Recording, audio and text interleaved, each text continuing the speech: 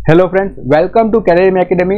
My self PKS Gandhi और आज हम स्टडी करेंगे बहुत ही important topic for mains exam, that is percentage. यानी आज का जो हमारा फोकस होगा that is for the clerk mains exam, specially IBPS, SBI और आरआरबी के जो क्वेश्चंस आते हैं उस तरह के क्वेश्चन आज हम सॉल्व करेंगे आज के सेशन में। तो चलिए सेशन स्टार्ट करते हैं। तो यहाँ पे जो अगर फर्स्ट क्वेश्चन हम देखेंगे तो फर्स्ट क्वेश्चन इस तरह से, A spend 25% of her monthly salary on house rent. यानी ए जो है वो 25% उसकी सैलरी कहां पे स्पेंड करता है? हाउस रेंट पे। From the remaining he spend 30% on food, 10% on grocery, 40% on miscellaneous. If the amount he save is ₹9150, then find the monthly salary of A in rupees. ये क्वेश्चन आया था IBPS clerk mains 2022 में। तो यहाँ पे आप देख सकते हो कि क्वेश्चन अगर हम देखेंगे तो क्वेश्चन बहुत ही सिंपल सा क्वेश्चन। ये क्वेश्चन अगर आपकी प्रिपरेशन स्ट्रांग होगी तो ये क्वेश्चन आप विद इन 1 मिनट आप इजीली सॉल्व कर सकते हो। मैं 1 मिनट की भी बात नहीं करता हूं, मैं 30 सेकंड की बात करता हूं कि 30 सेकंड में ये क्वेश्चन सॉल्व हो सकता है। चलिए, लेकिन हम यहाँ पे स्लोली जाएंगे क्योंकि हर एक पॉइंट हमें समझना है, हमें प्रॉपरली उसको करना है। तो चलिए स्टार्ट करते हैं। यहाँ पे अगर हम देखते हैं तो यहाँ पे ये कहा गया है कि A spend 25% of her monthly salary on house rent. तो यहाँ पे उसकी सैलरी का जो है 25% कहां पे स्पेंड करता है? हाउस रेंट पे स्पेंड करता है। यानी यहां पे हम एज्यूम कर लेंगे कि अगर एक की सैलरी 100 होगी तो उसमें वो 25% कहां पे स्पेंड करता है? तो वो स्पेंड करता है रेंट पे। यानी 25 रुपीज उसने कहां पे स्पेंड कर दिया? रेंट पे। तो बाकी की जो अमाउंट है, क्यों बाकी की जो अमाउंट है? क्योंकि यहां पे क्लियरली कहा गया है फ्रॉम द रिमेनिंग। यानी फ्रॉम द रिमेनिंग यानी 100 रुपीज में अगर 25% स्पेंड हो गए तो रिमेनिंग अमाउंट कितनी होगी? 75% will be the remaining amount. और यहाँ पे अगर 75% निकालेंगे तो कितना होगा? तो 100 में से 75 रुपीज उसके बाकी रहेंगे after 25% spending on the rent. तो बहुत ही चीज क्लियर है। और यहाँ पे कहा गया है कि from the remaining he spend 30% on food, 10% on grocery, 40% on miscellaneous. यानी टोटल अगर हम काउंट करेंगे 30% प्लस 10% प्लस 40%, यानी 80% जो अमाउंट है वो उसने कहां पे स्पेंड की है? फूड पे स्पेंड की है, ग्रोसरी पे स्पेंड किया और अदर जो है मिसेलेनियस में उसने स्पेंड किए। तो रिमेनिंग अमाउंट जो है उसने सेव किया, वो कितनी सेव की है? That is 9150। और यहाँ पे अगर परसेंटेज की बात करेंगे तो उसके पास जो 75 रुपीज बचे थे 100 में से, उसमें से उसने 80% स्पेंड कर दिया फूड में, ग्रोसरी में और मिसेलेनियस में। यानी उसने सेव कितना किया? 20% उसने सेव किया। ये जो 20% सेव करता है वो किसमें से करता है? 75 रुपीज में।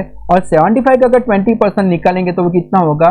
15 रुपीज। यानी उसने सेव कितना किया? 15 रुपीज। तो यहाँ पे हम कह सकते हैं कि उसके पास अगर 100 रुपीज होते तो उसमें से वो इसने कितना सेव किया? 15 रुपीज सेव किया। लेकिन क्वेश्चन में बहुत ही क्लियर कहा गया है कि उसने सेव कितना किया है? तो 9150 रुपीज उसने सेव किया है। यानी यहाँ पे हम कह सकते हैं ये जो 15 है उसके बराबर कितना आएगा? 9150। और हमें फाइंड आउट करनी है ए की सैलरी कितनी है। तो यहाँ पे ए की सैलरी हमने कितनी ली है? 100। तो 100 का कितना होगा? तो यहाँ पे हमें मिल जाएगा सैलरी। तो सैलरी कितनी होगी?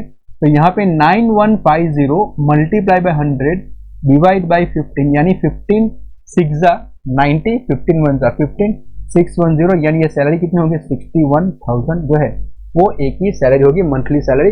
तो यहाँ पे ऑप्शन कौन सा आ जाएगा? Option number B. I think सभी को क्लियर हो गया होगा। बहुत ही सिंपल सा क्वेश्चन आया था, that is in IBPS clerk mains exam. Clear सबको? चलिए नेक्स्ट क्वेश्चन पे जाते हैं। तो नेक्स्ट क्वेश्चन इस तरह का है, in a school total 360 students pass the exam, while 60% of the total boys passed the exam and 40% of the total girls passed the exam. If 66 2/3% of total passed boys is 160, then find total students in the school. ये आया था SBI clerk prelim exam में, लेकिन बहुत ही important सा question है इसलिए मैंने इसमें लिया है। एसबीआई क्लर्क प्रीलिम 2022 में ये क्वेश्चन आया था। अगर क्वेश्चन की बात करेंगे तो बहुत ही क्लियर होना चाहिए कि अगर हम टोटल नंबर ऑफ स्टूडेंट्स की बात करते हैं और यहाँ पे अगर क्वेश्चन के हम डेटा देखेंगे तो सभी डेटा किसका है? पास स्टूडेंट्स का है। तो यहाँ पे ये भी कंसिडर करना पड़ेगा कि कुछ स्टूडेंट्स अगर पास होते तो कुछ फेल भी होते। यानी यहाँ पे अगर थोड़ा फ्लो चार्ट अगर हम अंडरस्टैंडिंग के लिए बनाते हैं तो इस तरह से होगा।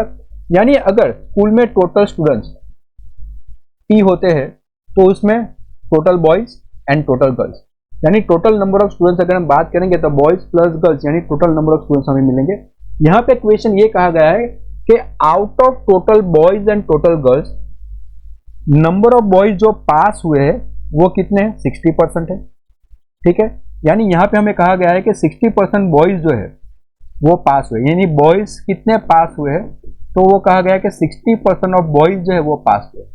उसी तरह हमें कहा गया है कि गर्ल्स कितनी पास हुई है, तो 40% ऑफ गर्ल्स जो है वो पास हुई है। ये डेटा हमें स्टार्टिंग में दिया गया है। और यहाँ पे अगर हम देखेंगे कि टोटल बॉयज प्लस गर्ल्स कितना है, तो दैट इज 360, यानी बॉयज प्लस गर्ल्स अगर मिल जाएंगे दैट विल बी टोटल 360, यानी जितने भी बॉयज पास हुए, जितने भी बॉयज पास हुए प्लस गर्ल्स पास हुए, यानी टोटल हमें इसका दिया गया है कि बॉयज पास प्लस गर्ल पास, वो टोटल कितना है, दैट इज 360, यानी हमें डेटा कौन सा दिया गया है, total 360 students pass the exam, यानी बॉयज कितने पास हुए प्लस गर्ल्स जितनी भी पास हुई है वो टोटल कितना है, वो 360 है। अगर यहाँ पे हम क्वेश्चन देखेंगे तो सेकंड लाइन में इस तरह से हमें कहा गया है, if 66 2/3% of the total pass boys is 160, यानी जो टोटल पास हुए हैं उसका 2/3 अगर निकालेंगे, सबको मालूम हो जाना चाहिए कि 66 2/3% का फ्रैक्शन वैल्यू कितना होगा, 2/3, यानी 2/3 जो बॉयज पास हुए हैं वो कितना है, दैट इज 160। और यहां से अगर हम निकालेंगे तो ये कितना होगा, 280 और 3 8 24, यानी टोटल बॉयज कितने पास हुए, दैट इज 250। तो टोटल बॉयज कितने पास हुए, 240, यानी बॉयज पास के डेटा में मिल गए 240। अगर बॉयज 240 पास हुए तो यहाँ से गर्ल्स कितनी पास हुई है, तो 360 में से अगर 240 निकालेंगे तो गर्ल्स कितनी पास हुए, 120। तो बहुत ही क्लियर सा है यहाँ पे कि बॉयज जो पास हुए दैट इज 240 और गर्ल्स जो पास हुए दैट इज 120। लेकिन हमें मालूम है कि बॉयज कितने पास हुए, 60% बॉयज पास, यानी 60% अगर जो बॉयज पास होते हैं उसकी वैल्यू कितनी है, दैट इज 240, तो 100% की कितनी होगी, तो यहाँ पे हमें मिल जाएगा टोटल बॉयज, कि टोटल बॉयज कितना होगा, 240 मल्टीप्लाई बाय 100 डिवाइड बाय 60 यानी 4 240 हो जाएगा, तो ये हो जाएगा 400, यानी टोटल नंबर ऑफ बॉयज हमें मिल गया कितना है, 400। उसी तरह अगर यहाँ पे हम देखेंगे तो गर्ल्स जो है वो कितनी पास हुई है, 40%, यानी 40% जो गर्ल्स पास हुई है वो कितनी है, 120। तो अगर यहाँ पे हम 100% निकालेंगे तो क्या होगा, टोटल नंबर ऑफ गर्ल्स मिल जाएंगी, तो टोटल गर्ल्स कितनी होगी, 120 इंटू 100 डिवाइड बाई 40, 43 120, तो टोटल गर्ल्स कितनी होगी, 300। और हमारा क्वेश्चन है फाइंड द टोटल स्टूडेंट्स यानी बॉयज प्लस गर्ल्स, तो बॉयज कितना होगा 400, गर्ल्स कितनी हुई 300, यानी टोटल कितना हो गया 700 जो है वो हमारा टोटल हो जाएगा। तो यहाँ पे आंसर कौन सा आ जाएगा, 700, that is option number A. Clear. तो यहाँ पे जो है क्वेश्चन को प्रॉपरली हमें समझना है, टोटल पास स्टूडेंट्स हमें दिए गए हैं और उसमें से हमें बाइफर्केट करना है कि 60% बॉयज जो है वो पास हुए, 40% गर्ल्स जो है वो पास हुए, लेकिन कितने पास हुए, बॉयज में जो कितने पास हुए वो डेटा हमें दिया गया है, दैट इज 66 2/3%, यानी 2/3 ऑफ बॉयज जो पास है वो अगर 160 होता है तो वहां से बॉयज के डेटा पास के डेटा मिल जाएंगे, यहीं से हमें गर्ल्स पास के डेटा भी मिल जाएंगे और यहां से हम निकाल सकते हैं कि बॉयज कितने पास हुए, गर्ल्स कितने पास हुए और टोटल नंबर ऑफ स्टूडेंट्स कितने पास हुए। तो ये क्वेश्चन बहुत ही इंटरेस्टिंग था, इसलिए मैंने ये क्वेश्चन इसमें लिया है। चलिए सबको मालूम हो चुका होगा, तो नेक्स्ट क्वेश्चन पे हम जाते हैं। Next question number 3। Question number 3 अगर हम देखते हैं तो इस तरह से, P score 20% more marks than Q in an exam. P का स्कोर कितना है, 20% ज्यादा है किससे, Q से। फर्स्ट लाइन है, if both score 4 marks more than the sum of marks scored by P and Q together would have been 20% more than the passing marks of the exam। यहाँ पे second line, if both score 4 marks more, यानी दोनों ने 4 marks ज्यादा score किए होंगे, then the sum of the marks scored by P and Q together would have been 20% more than the passing mark of the exam। तो वो कितना होगा, 20% ज्यादा होगा, किससे ज्यादा होगा, पासिंग मार्क्स से। Third line, if passing marks of the exam is 80, यहाँ पे हमें बहुत ही सिंपल सी चीज दे चुकी है कि पासिंग मार्क कितना है, 80 है, वो हमें दिया गया है कि पासिंग मार्क्स टोटल कितना है, 80 है। Then find the marks scored by P, यानी यहाँ पे P ने कितना स्कोर किया ये हमें फाइंड आउट करना। देखो ये क्वेश्चन जो है अगर हम देखते हैं तो क्वेश्चन बहुत ही सिंपल सा क्वेश्चन है, इजीली आप सॉल्व कर सकते हो। ये आया था RRB क्लर्क मेंस एग्जाम 2022 का क्वेश्चन। तो यहाँ पे हमें दिया गया है कि P score 20% more than Q, अगर हम 20% मोर की बात करेंगे तो बहुत ही सिंपल सी चीज है कि अगर Q 100 स्कोर करता है तो P कितना स्कोर करेगा, 120 स्कोर करेगा। तो यहाँ पे 20% मोर, और अगर हम इसको रेशियो में डालते हैं तो P और Q का रेशियो कितना होगा, सभी को मालूम होना चाहिए। ये कितना होगा, 6:5, क्योंकि अगर 120%, देखो फिर से समझाता हूं, अगर Q ने 100 स्कोर किया होगा तो P ने कितना स्कोर किया होगा, 120। और यहाँ पे P और Q का अगर रेशियो निकालेंगे तो 120:100 का अगर रेशियो निकालेंगे तो वह कितना होगा, 6:5 होगा। बहुत ही सिंपल सी चीज है। तो यहाँ पे अगर हम देखते हैं तो P की इनकम अगर हम सपोज कर लेते हैं 6x, तो Q की इनकम कितनी सपोज करेंगे, 5x। Second line, if both score 4 marks more, यानी दोनों ने अगर 4 मार्क्स ज्यादा स्कोर किए होते तो ये कितना हो जाएगा, 6x + 4, और ये कितना हो जाएगा, 5x + 4। ठीक है, क्लियर है। Then the sum of the marks scored by P and Q, यानी ये टोटल मार्क्स जो होगा, sum of the marks scored by P and Q together, यानी 6x + 4 + 5x + 4, तो ये कितना होगा, तो ये कितना होगा, 20% मोर than the passing mark of the exam. Passing mark कितना है, 80 है, उसके अगर 20% ज्यादा निकालेंगे तो कितना होगा, 120 निकालेंगे, तो 120/100 × 80 करें तो कितना होगा, 96। यानी पासिंग मार्क से 20% ज्यादा है। अगर 80 का 20% निकालें तो कितना होगा, 16 ज्यादा होगा, तो यानी 80 + 16 कितना हो जाएगा, 96 हो जाएगा। यहाँ पे सिंपल सा कैलकुलेशन है, 6x + 5x कितना होगा, 11 होगा। 4 + 4 8, 96 में से अगर 8 निकालेंगे तो कितना होगा, 88 होगा। तो x की वैल्यू कितनी आ जाएगी, 88/11, और उसकी वैल्यू आ जाएगी 8, यानी x की वैल्यू कितनी आ गई, 8 आ गई। और यहाँ पे हमें फाइंड आउट करना है, find the marks scored by P। तो P ने कितने मार्क्स स्कोर किए, तो P की वैल्यू कितनी है, 6x है, यहाँ पे हमने सपोज किया था। तो यहाँ पे 6 × 8, यानी आंसर कौन सा आ जाएगा, 48। तो यहाँ पे option number B, that is the correct answer. Clear सबको, मैंने बोला था बहुत ही सिंपल सा क्वेश्चन, इजीली आप इसको सॉल्व कर सकते हो। लेकिन वो बहुत जो छोटी छोटी चीजें होती है, यानी 20% मोर, यानी 120%, आई थिंक आपने जो प्रीलिम तो क्रैक की होगी, तो ये बेसिक जो अंडरस्टैंडिंग है वो आप सबको क्लियर होनी चाहिए। चलिए अभी हम जाते हैं नेक्स्ट क्वेश्चन पे। Question number 4, out of the total population in a city 25% casted invalid vote, यानी टोटल पॉपुलेशन में से 25% जो casted invalid vote, and the winning candidate received 14.2/7% more than the votes received by the losing candidate. और जो winning candidate है उसको 14.2/7% ज्यादा मिला, किससे, लूजिंग कैंडिडेट से। Find the percentage of votes received by the winning candidate with respect to the total votes in the city, यानी हमें फाइंड आउट करना है कितना परसेंटेज वोट जो विनिंग कैंडिडेट को मिला है out of the total vote in the city. Only 2 candidate participate in the election में ओनली 2 पार्टिसिपेंट्स है। ये क्वेश्चन आया था RRB क्लर्क मेन 2022 में। ठीक है, चलिए ये क्वेश्चन किस तरह से सॉल्व करेंगे। यहाँ पे अगर हम डेटा देखते हैं तो सभी डेटा किस में है, दैट इज इन परसेंटेज है।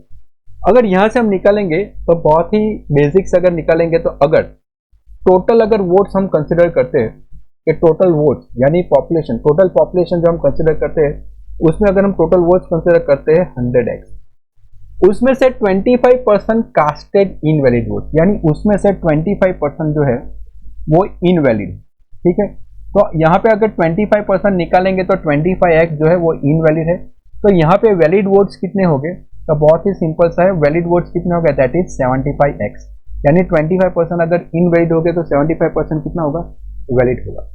यहाँ पे हमें दिया गया है जो विनिंग कैंडिडेट है उसको कितना ज्यादा मिला, तो विनिंग कैंडिडेट को मिला 14.2/7% मोर। यहाँ पे 14.2/7% ज्यादा मिला, और ये जो 14.2/7% ज्यादा मिला, और 14.2/7% की फ्रैक्शन वैल्यू कितनी है, 1/7, ये हमें आनी चाहिए। 14.2/7% की फ्रैक्शन वैल्यू कितनी है, 1/7, यानी विनिंग कैंडिडेट को कितना ज्यादा मिला, 1/7 ज्यादा मिला। अगर 1/7 ज्यादा मिला उसका मीनिंग ये होता है कि यहाँ पे अगर लूजिंग कैंडिडेट को अगर 1 वोट मिलता है तो विनिंग कैंडिडेट को कितना मिलेगा, 1 + 1/7, यानी कितना मिलेगा, तो यहाँ पे 8/7। और यहाँ पे जो 8/7 जो आता है, ठीक है, देखो वो इस तरह से होगा कि विनिंग कैंडिडेट को 1/7 ज्यादा मिला, 1/7 ज्यादा मिला, फ्रैक्शन वैल्यू है, तो 1 + 1/7 करेंगे तो कितना होगा 8/7। उसका मीनिंग ये हो जाता है कि अगर विनर को अगर 8 वोट मिलते हैं तो उसके सामने लूजिंग कैंडिडेट को कितना मिलेगा, दैट इज 7। यहाँ पे इस तरह से होगा, लूजिंग कैंडिडेट को कितना मिलेगा, दैट इज 7। ठीक है, क्योंकि 1/7 मोर कहा गया। फिर से एक्सप्लेन करता हूँ, विनिंग कैंडिडेट को कितना मिला, 1/7 votes more than the losing, यानी लूजिंग कैंडिडेट को अगर 1 मिलता है तो विनिंग को कितना मिलेगा, 1 + 1/7, और 1 + 1/7 कितना होगा, 8/7, यानी रेशियो निकलेंगे तो कितना होगा 8/7। उसका मीनिंग ये होता है कि अगर विनर को 8 वोट्स मिलता है तो लूजर को कितना मिलता है, 7। तो यहाँ पे अगर हम देखते हैं, ठीक है, तो यहाँ पे हम देखते हैं तो यहाँ पे विनर है और यहाँ पे हम देखेंगे जो लूजिंग कैंडिडेट है। ठीक है, तो यहाँ पे अगर इसको 8 मिलता है तो यहाँ पे इसको कितना मिलेगा, तो यहाँ पे उसको मिलेगा 7, यानी यहाँ पे अगर इसको 8% वोट मिलते हैं तो यहाँ पे इसको कितना मिलेगा, 7, यानी टोटल जो है अगर टोटल निकालेंगे तो कितना होगा 15, टोटल निकालेंगे तो कितना होगा 15। तो यहाँ पे हम कह सकते हैं, हम क्या कह सकते हैं कि ये जो 15 टोटल वोट्स है वो कितना होना चाहिए, 75x होना चाहिए, यानी इसको 8 मिलेगा तो इसको 7 मिलेगा, यानी टोटल वोट कितना मिलेगा, 15 मिलेगा। तो अगर 15 के हिसाब से यहाँ पे कितना आएगा, 75 आएगा। ओके, तो 75x का कितना आएगा, तो 15 के हिसाब से 75x आ जाएगा। ठीक है, 8 + 7 कितना होगा 15, तो 15 इक्वल टू कितना होगा 75x होगा। हमें फाइंड आउट करना है विनिंग कैंडिडेट को कितना परसेंट वोट मिला, यानी 8 से कितना होगा। तो यहाँ पे हमें मिलेगा विनर के वोट्स, तो 75x × 8 डिवाइड बाई 5, 15 5 75, 5 कितना होगा 40x, यानी विनिंग कैंडिडेट को कितना वोट मिला, दैट इज 40x वोट जो है वो विनिंग कैंडिडेट को मिला। और यहाँ से अगर परसेंटेज अगर विनर के हम निकालेंगे तो कितना होगा 40x divide by 100x into 100। तो यहाँ पे बहुत ही सिंपल सा आंसर कौन सा आ जाएगा, 40% वोट जो है वो किसको मिलेगा, दैट इज विनिंग कैंडिडेट को मिलेगा, यानी ऑप्शन कौन सा आ जाएगा, ए। यहाँ पे आप इस तरह से भी निकाल सकते हैं, ये तो मेरी तरह से मैंने निकाला, इस तरह से भी निकाल के विनर को कितना मिलेगा 8, कितने में से, टोटल 15 में से कितने में से निकालना है, 75x में से, तब भी आपको मिल जाएगा यहाँ पे 40x। तो वो इस तरह से भी आप निकाल सकते हो, रेशियो से भी आप निकाल सकते हो, यानी टोटल से भी आप यहाँ पे ये जो चीज है वो आप निकाल सकते हो। तो यहाँ पे आंसर कौन सा आ जाएगा 40%। ये था हमारा क्वेश्चन नंबर 4। ठीक है, क्लियर है। आरआरबी क्लर्क मेंस एग्जाम में ये क्वेश्चन आता है। चलिए नेक्स्ट क्वेश्चन पे जाते हैं। Question number 5, in a competitive exam in state A 6% candidate got selected from the total appear. अगर स्टेट ए की बात करेंगे तो 6% कैंडिडेट जो है वो 6% कैंडिडेट जो है वो सिलेक्टेड हुए थे फ्रॉम द टोटल अपियर, यानी जितने भी अपियर हुए थे उसमें से सिलेक्शन कितने का हुआ 6%, किसमें से, स्टेट ए में। State be had an equal number of candidate. अगर स्टेट बी की बात करेंगे तो उसमें इक्वल नंबर ऑफ कैंडिडेट थे, यानी स्टेट ए में जितने भी कैंडिडेट थे उतने ही कैंडिडेट कहां पे थे, स्टेट बी में थे जो अपियर हुए थे, and 7% of the candidate got selected. Okay, और उसमें से कितने कैंडिडेट सिलेक्ट हुए, 7%, with 80 more candidate got selected then A. और यहां पे हमें दिया गया है कि बी में जो सिलेक्शन हुआ है वो कितना ज्यादा है, वो 80 वोट ज्यादा है किससे, ए से। What was the number of candidates appeared from the each state? हर एक स्टेट में से कितने कैंडिडेट अपेयर हुए थे। बहुत ही सिंपल सा क्वेश्चन। ये क्वेश्चन क्यों सिंपल हो गया, क्योंकि यहाँ पे जो है हमें दिया गया है, क्या दिया गया है कि state B has equal number of candidate. State B has equal number of candidate, यानी कैंडिडेट दोनों में सेम है। अगर कैंडिडेट दोनों में सेम है और अगर हम सपोज करते हैं कि 100, तो यहाँ पे सिलेक्शन कितना हो, ए में सिलेक्शन कितना होगा 6 का होगा, और यहाँ पे भी कैंडिडेट तो सेम ही है, और बी में सिलेक्शन कितना होगा 7 का होगा, 7% निकलेंगे। तो यहाँ पे जो है बी के कैंडिडेट कितने ज्यादा सिलेक्शन हुए, दैट इज 80 कैंडिडेट को ज्यादा सिलेक्शन हुआ। कितने, 80 कैंडिडेट का सिलेक्शन ज्यादा हुआ। तो यहाँ पे अगर हम डिफरेंस देखेंगे ए और बी का, तो यहाँ पे डिफरेंस कितने का है, 1 का है, और ये 1 का जो डिफरेंस है वो कितने का है, दैट इज ऑफ 80। 1 का डिफरेंस कितना है, 80। और हमें फाइंड आउट करना है कि what was the number of candidates appear from each state. तो यहाँ पे 100 में से कितना, 100 में से कितना, तो टोटल कैंडिडेट्स कितना हो जाएगा यहाँ पे 80 इंटू 100 दैट इज 8000, यानी आंसर कितना आ जाएगा 8000। बहुत ही सिंपल सा क्वेश्चन, क्योंकि नंबर ऑफ कैंडिडेट बहुत सेम थे, यानी मैंने यहाँ पे किस तरह से सपोज किया, अगर यहाँ पे भी 100 हो गए, यहाँ पे भी 100 हो गए, तो यहाँ पे 6 का सिलेक्शन होगा, यहाँ पे 7 का सिलेक्शन होगा, यानी 100 कैंडिडेट के अगर डिफरेंस निकालेंगे तो डिफरेंस कितने का आएगा, 1 का डिफरेंस आएगा। ओके, तो 1 का डिफरेंस अगर हमको 80 देता है तो 100 का कितना देगा, तो यहाँ पे हमें मिल जाएगा 8000 जो कैंडिडेट है that is from the each state. तो बहुत ही सिंपल सा क्वेश्चन था। नेक्स्ट क्वेश्चन पे हम जाते हैं, क्वेश्चन नंबर 6। क्वेश्चन नंबर 6 की बात करेंगे तो इस तरह से, the cost of packaging of the fruits, the cost of packaging of the fruits is 30% more than 30% the cost of fresh fruit, not more than. The cost of packaging of the fruit is 30% the cost of fresh fruit. यानी अगर packaging की cost कितनी है तो 30% है, किससे, cost of the fresh fruit. The cost of fruits increase by 20%, ये जो फ्रूट्स की कॉस्ट है वो 20% से इंक्रीज होती है, but the cost of packaging decrease by 20%, लेकिन जो पैकेजिंग कॉस्ट है वो 25% से डिक्रीज होती है। Then the percentage change of the cost of pack oranges, तो कितना परसेंटेज चेंज होगा, that is of the pack oranges if the cost of pack fruits is equal to, if the cost of pack fruits is equal to the sum of the cost of fresh fruits and the cost of packaging. अगर total cost pack fruits की अगर total cost निकालेंगे तो वो कितना होगा, that is sum of cost of fresh fruits plus cost of packaging. अगर question निकालेंगे तो बेसिक क्वेश्चन है परसेंटेज चेंज का। कौन सा क्वेश्चन है, परसेंटेज, यानी परसेंटेज इंक्रीज और परसेंटेज डिक्रीज के यहाँ पे हम बात करेंगे। चलिए, तो यहाँ पे हम देखते हैं कि the cost of packaging of the fruit is 30% the cost of fresh fruit. अगर यहाँ पे हम क्वेश्चन देखेंगे तो सभी डेटा किस में है, परसेंटेज में, यानी हम इजीली सपोज कर सकते हैं। तो यहाँ पे अगर हम देखते हैं तो यहाँ पे अगर कॉस्ट ऑफ फ्रेश फ्रूट्स, तो पहले हम लिखेंगे कॉस्ट ऑफ फ्रेश फ्रूट्स। अगर कॉस्ट ऑफ फ्रेश फ्रूट्स 100 होगा तो उसका पैकेजिंग कॉस्ट कितना होगा, तो उसका पैकेजिंग कॉस्ट होगा 30, क्योंकि हमें बहुत ही क्लियर कहा गया है कॉस्ट ऑफ पैकेजिंग कितना है, 30% of the cost of fresh fruit, ये हमें कहा गया है। अभी सिचुएशन में चेंज होगा, the cost of fruits increase by 20%, यानी ये जो कॉस्ट है वो इंक्रीज हो गई, कितने से इंक्रीज हो गई, 20% से इंक्रीज हुई, यानी ये कितना हो जाएगा, 120 हो जाएगा। लेकिन यहाँ पे पैकेजिंग कॉस्ट जो है वो डिक्रीज हुई, कितने से डिक्रीज हुई, 25% से डिक्रीज हुई, 25% से डिक्रीज हुई, यानी 75% निकालेंगे तो ये कितना होगा, यानी 1/4 निकालेंगे तो 1/4 अगर निकालेंगे माइनस करेंगे तब भी चलेगा, यानी 75 3 करेंगे तो कितना होगा, तो 25% से डिक्रीज होगी, तो यहाँ पे हम 75% निकालेंगे, तो 75%, तो यहाँ पे कितना होगा, 3 5 15 22.5, तो ये वैल्यू कितनी हो जाएगी, 22.5 हो जाएगी। ठीक है, 3 5 15 3 7 21 प्लस 1 22.5। तो यहाँ पे अगर यहाँ पे कॉस्ट इंक्रीज होती है 120 हो गई, तो यहाँ पे पैकेजिंग कॉस्ट कितनी हो जाएगी, 22.5। और यहाँ पे अगर टोटल पैक ऑरेंजेस की कॉस्ट की बात करेंगे तो कितना होगा, तो यहाँ पे हमें कहा गया है cost of pack fruits is equal to sum of cost of pack fresh fruits and cost of packaging, यानी इसकी टोटल कॉस्ट होगी। तो टोटल पैक ऑरेंजेस की कॉस्ट कितनी होगी, इनिशियली कितनी होगी, 100 प्लस 30, तो इनिशियल कॉस्ट कितनी थी, 130। उसके बाद ये कितना हो गया, 120 प्लस 22.5, तो ये हो गया 142.5। ठीक है, तो यहाँ पे कितना परसेंटेज चेंज हुआ, तो बहुत ही क्लियर है, कितना बढ़ा, तो 12.5 जो है वो इंक्रीज हुआ। कितना इंक्रीज हुआ, 12.5।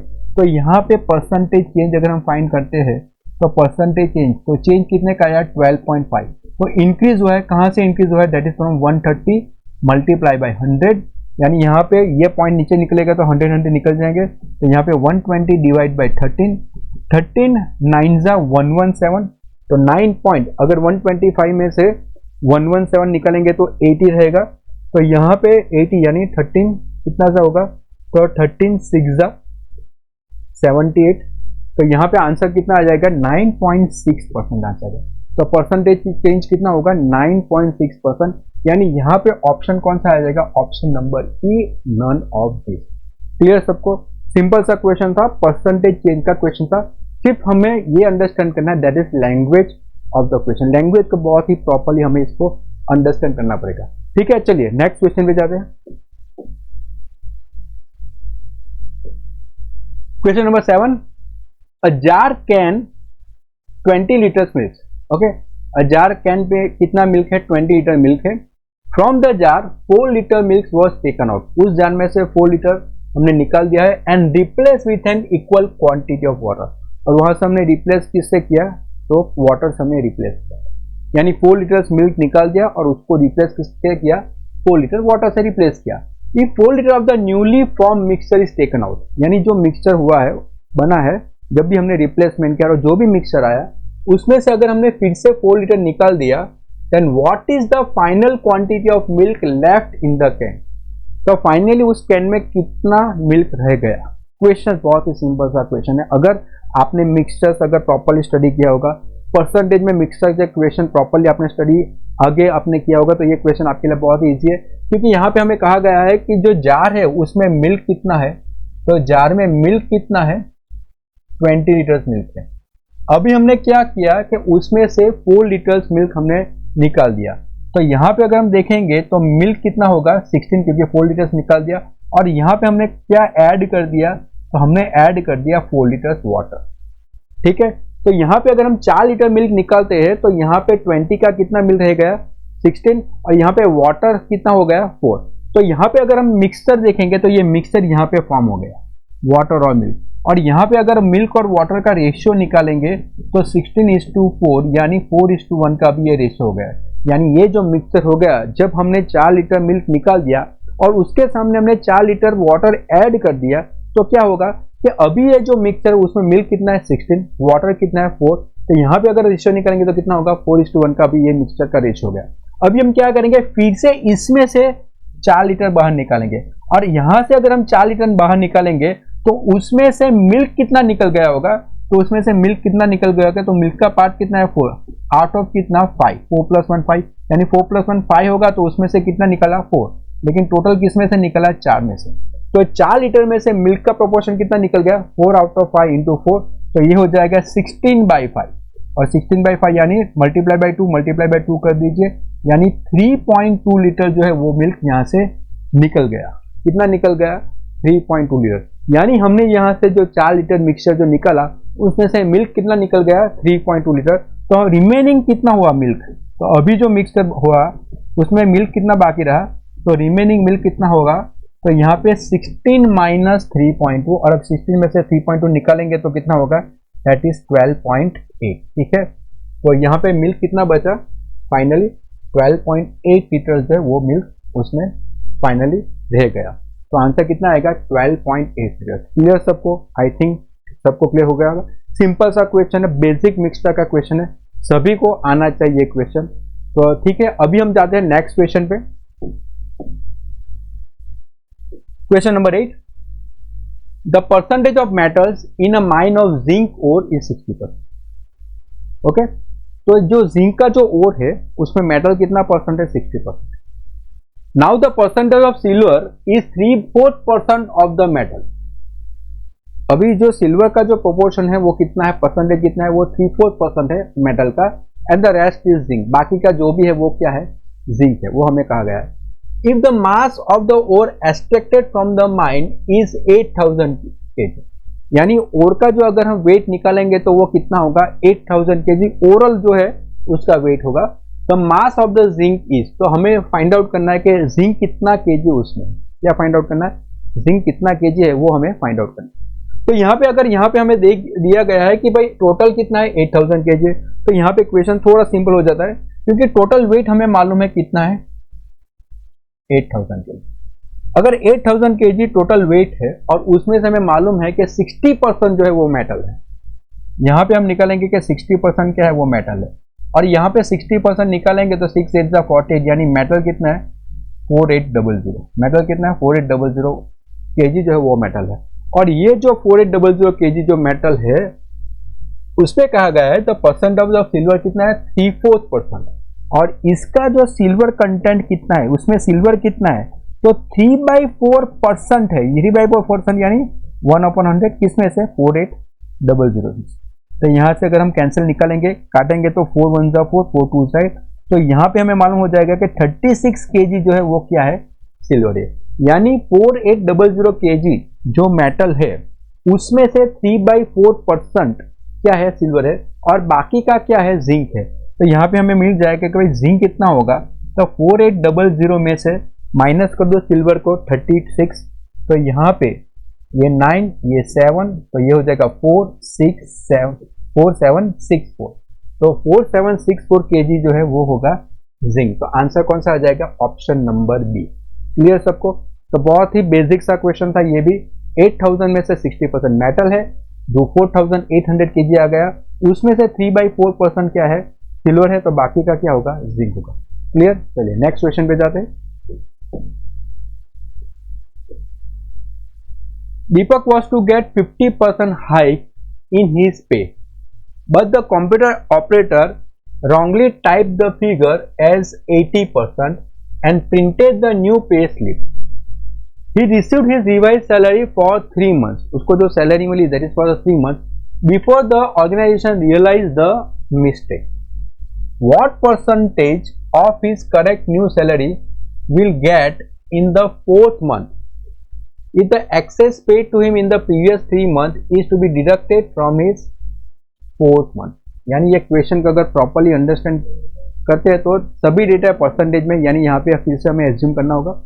तो यहाँ पे हमें कहा गया है कि Deepak was to get a 50% hike in his pay. Deepak को कितना हाइक मिलने वाला था, 50%, लेकिन मिस्टेक किसकी मिस्टेक हुई, कंप्यूटर ऑपरेटर की, तो उसने हाइक कितना दे दिया, 80%। तो उसने हाइक कितना दे दिया, 80%। अगर यहाँ पे हम देखते हैं कि अगर इनिशियल सैलरी दीपक की अगर 100 रुपीज होगी तो उसको मिलना चाहिए था 50% हाइक। अगर 50% हाइक उसको मिलता है तो उसकी सैलरी कितनी हो जाएगी, 150 हो जाएगी। बहुत ही कॉमन सी चीज है। बट बाय मिस्टेक उसको हाइक कितना मिला, 80% हाइक मिल गया बिकॉज ऑफ द मिस्टेक। तो उसकी सैलरी अभी कितनी हुई, 180। ठीक है, क्लियर है? और ये जो सैलरी है, he receive this revise salary for the 3 months, यानी 3 महीने तक इसको 180 रुपीज मिला। Okay, before the organise realise the mistake, जब ऑर्गेनाइज को अगर रियलाइज होता है मिस्टेक तो 3 महीने तक को उसको कितना मिला, 180 रुपीज मिला। तो यहाँ पे 3 महीने तक उसने टोटल कितना इनकम जनरेट किया, तो 540 रुपीज उसको मिलता है अगर हम 100 का बेस लेते हैं तो। और अगर एक्चुअल उसको कितना मिलना चाहिए था, तो एक्चुअल उसको मिलना चाहिए था 450। ठीक है, 3 मंथ्स का अगर हम टोटल निकालेंगे तो एक्चुअली उसको कितना मिलना चाहिए था, 450, लेकिन उसको मिला कितना है, 540। 3 मंथ्स का अगर हम टोटल निकालेंगे तो अभी हमारा क्वेश्चन इस तरह सा है, what percentage of his correct new salary, उसकी करेक्ट न्यू सैलरी तो कितनी है, यहाँ पे हम मैं टिक करता हूँ, उसकी करेक्ट न्यू सैलरी कितनी है, 150। उसका तो करेक्ट सैलरी कितना है, 150 है। Will get in the 4th month if the excess paid to in the previous 3 month is to be deducted from his 4th month, यानी उसके 4th मंथ में जो उसको सैलरी मिलने वाली थी उसमें उसको जो एक्सेस अमाउंट जो मिल गई है बिकॉज ऑफ मिस्टेक, उसको एक्सेस अमाउंट जो मिल गई है अगर वो डिडक्ट करेंगे तो उसके बाद जो वैल्यू आएगी वो कितना परसेंट होगी, that is of the original, यानी that is of the correct new salary. यानी अगर 4th मंथ की बात करेंगे तो 4th मंथ में अभी तो मालूम हो चुका होगा, तो 4th मंथ में उसको कितना मिलने वाला था, 150 मिलने वाला था। लेकिन जो ज्यादा मिला, ज्यादा कितना मिला, तो 540 माइनस 450 अगर निकालेंगे तो 90 रुपीज उसको ज्यादा मिला। तो ये जो 4th मंथ में उसका सेटलमेंट कितना होगा, तो 4th मंथ में उसको जो 150 मिलने वाला था लेकिन लास्ट 3 मंथ में उसको एक्स्ट्रा कितना मिला था, 90 रुपीज। तो ये 90 रुपीज डिडक्ट हो जाएंगे, तो 4th मंथ में उसको कितना मिलेगा, 60 रुपीज मिलेगा। ठीक है, और हमारा क्वेश्चन ये है, आफ्टर डिडक्शन ऑफ जो करेक्शन वैल्यू होगी दैट इज 60 रुपीज, ये कितना परसेंट है, that is from the correct salary, यानी ये जो 60 है वो कितना परसेंट है, that is from the correct salary, that is of 150 multiply by 100। तो 0 अगर हम कट करेंगे, 15 4 जा 60, तो ये कितना परसेंट होगा, that is 40%, option number B. Clear सबको? फिर से एक बार समझा देता हूँ मैं आपको कि यहाँ पे जो क्वेश्चन है उसको समझना, what percent of is correct new salary, correct new salary कितनी है, 150 है, that will be deducted, that will get in the 4th month, यानी 4th मंथ में उसको कितना मिला, तो 4th मंथ में कितना मिला, if the excess paid to him in the previous 3 month is to be deducted. तो जितना भी उसको ज्यादा मिला, एक्सेस कितना मिला था, ज्यादा कितना मिला 90। अगर वो 4th मंथ की सैलरी में से डिडक्ट करते थे, एक्चुअल 4th मंथ में कितना मिला, 60 रुपीज मिला, तो वो कितना परसेंट है, that is of the correct salary. और यहाँ से हमारा आंसर आ जाएगा दैट इज 40%। आई थिंक सबको क्लियर हो चुका होगा। तो चलिए अभी हम जाएंगे नेक्स्ट क्वेश्चन पे।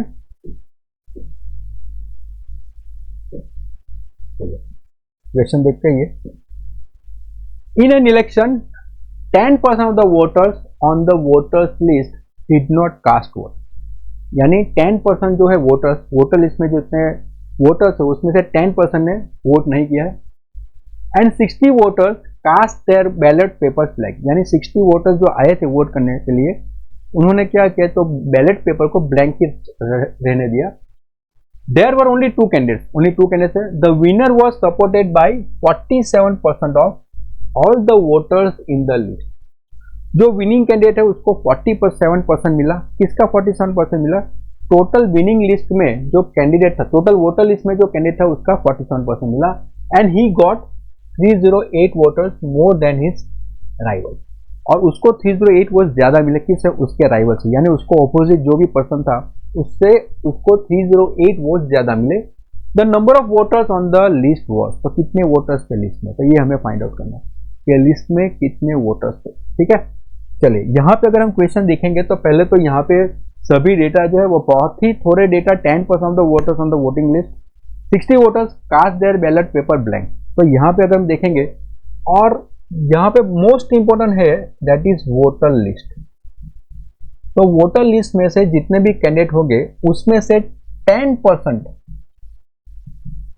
ओके 10%, अगर यहाँ पे हम सपोज कर लेते हैं कि वोटर लिस्ट में 100x वोटर्स थे, वोटर लिस्ट में कितने वोटर्स थे, 100x वोटर्स थे, उसमें से 10% of the voters did not cast their vote, यानी यहाँ पे इसका 10% निकालेंगे तो कितना होगा, तो ये हो जाएगा 10x। ठीक है, 10% कितना होगा, तो 10x जो है candidate did not cast their vote, did not cast vote. Okay, तो 10% कैंडिडेट ऐसे है जिसने कास्ट किया, यानी जिसने वोटिंग के लिए आया ही नहीं है, ऐसा कहा गया है। And 60 voter cast the ballot paper blank, और 60 वोटर्स ऐसे हैं जिसने छोड़ दिया कि भाई हमें वोट जो है, यानी 60 कैंडिडेट ऐसे हैं ओके जिसने बैलेट पेपर ब्लैंक कर दिया, तो उसने बैलेट पेपर ब्लैंक ही छोड़ दिया। ठीक है, तो वो कितने कैंडिडेट है, 60। अभी हमारा क्वेश्चन यहां से स्टार्ट होता है। The winner was supported by 47% of all voters in the list, यानी विनर कैंडिडेट को कितना मिला, तो वो मिला 47% ऑफ टोटल वोटर लिस्ट में कितना था, 100x, यानी उसको कितना मिला 47x।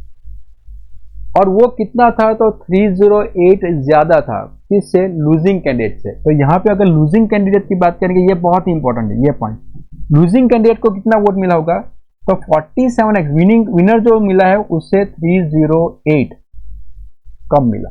ठीक है, सबको मालूम हो जाएगा होगा विनर को कितना मिला है, 47% मिला है, किसका, वोटर लिस्ट का 47% मिला है, यानी उसको मिला है 47x, और वो कितना ज्यादा है, 308 ज्यादा है किससे, लूजिंग कैंडिडेट से। तो यहाँ पे लूजिंग कैंडिडेट को कितना मिला होगा, 47x माइनस 300। अगर यहाँ पे जो लॉजिक है वो इस तरह से है कि अगर विनर को इतना वोट मिला है, लूजिंग कैंडिडेट को इतना वोट मिला है, 10x वोट जो है जिसने 10x वोटर्स ऐसे है जिसने वोट कास्ट ही नहीं किया, और दूसरे 60 ऐसे है जिसने बैलेट पेपर लेफ्ट कर दिया, ब्लैंक ही छोड़ दिया। तो अगर हम इस सबका टोटल निकालेंगे तो वोटर लिस्ट का टोटल 100x हो जाना चाहिए, यानी हम यहाँ पे क्या करेंगे कि वोटर लिस्ट में टोटल नंबर ऑफ कैंडिडेट्स वो कौन सा होगा, तो जो विनर होगा उसका वोट। ठीक है, तो विनिंग कैंडिडेट का वोट प्लस लूजिंग कैंडिडेट का टोटल वोट प्लस जिसने वोट नहीं किया है, did not cast vote, okay, plus जिसने ब्लैंक छोड़ दिया, उन सभी का अगर टोटल निकालेंगे तो वोटर लिस्ट में जितने भी कैंडिडेट्स होंगे वो हो जाएंगे।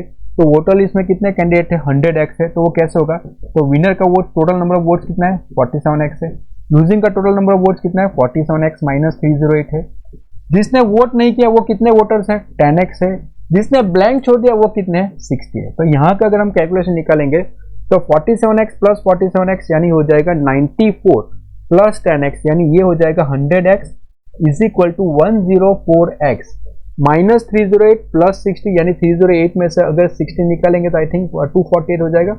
ठीक है, तो ये हो जाएगा 248, तो यहाँ पे हो जाएगा माइनस 248, यानी अगर यहाँ पे कैलकुलेशन करेंगे तो 4x इज इक्वल टू 248, तो यहाँ पे x की वैल्यू कितनी आ जाएगी 248 बाई 4, तो 4 6 24 और 4 2 8, तो x की वैल्यू कितनी आ गई 62, तो x की वैल्यू 62 आ गई।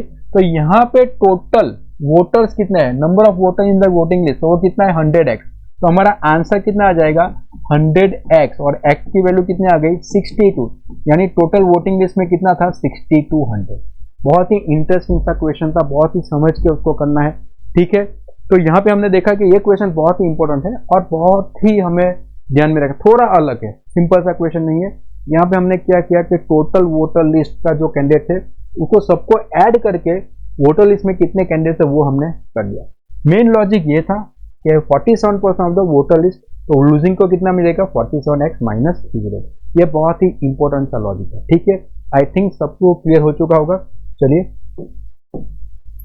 तो यहाँ पे जो है आज का सेशन हमारा खत्म होता है आया। क्लर्क मेंस एग्जाम के बहुत सारे क्वेश्चन हमने देखे और बहुत ही इंपॉर्टेंट से क्वेश्चन देखे।